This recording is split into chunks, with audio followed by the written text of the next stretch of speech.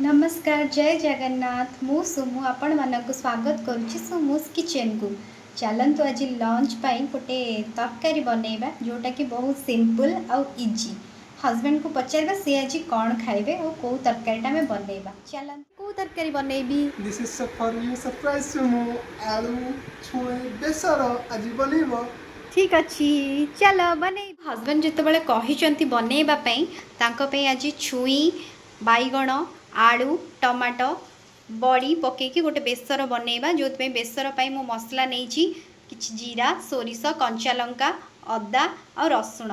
चलते ये सब ग्राइंड फर्स्ट करदबा देन मुझे को प्रोसेसटा कहूँ। प्रथम कि सोरिष तेल नबा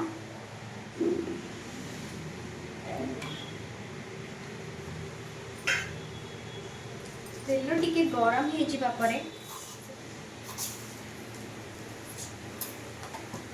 छाड़ीदबा। देखिपे फुटण सब फुटी गला बर्तमान देखिपे मुझे कौ सब परिवा नहीं सब को आम पकईकि से हल्का भाजीदबा। मुझे आलू दे दूची देन बैगण पकईबी सजना छुई सब को पकईकि हल्का फ्राए करदे। एबे मुझे किसी लुण पकाउची देखिपे देन ऐड करबे आमे किसी हलदी सब को भल भाव में गोलई दबा।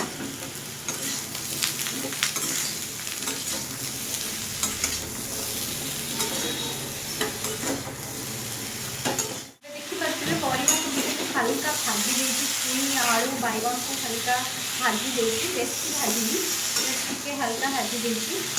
से आम ऐड करवा कि टमाटो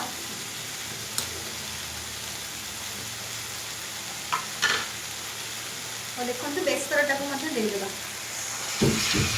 से भल भाव में बेसर आउटे पानी देदेले से भलसे सीझीज। देखो से बेसर पानी ही मुझे भलसे किसी समय गोड़े दबा घोड़े की रखीदबा से भलसे हो। चलते आम घोड़े दबा टे स्लो करके चाउलटा दबा धीरे धीरे से फुटिकी सीझीज। आलू छुईटा सीझी गला काढ़ा देखा छुई आलू एबे भलसे फुटी जाइए। चलते आम से किसी बड़ी ऐड करदबा जोटा कि पूर्व भाजिकी रखी थी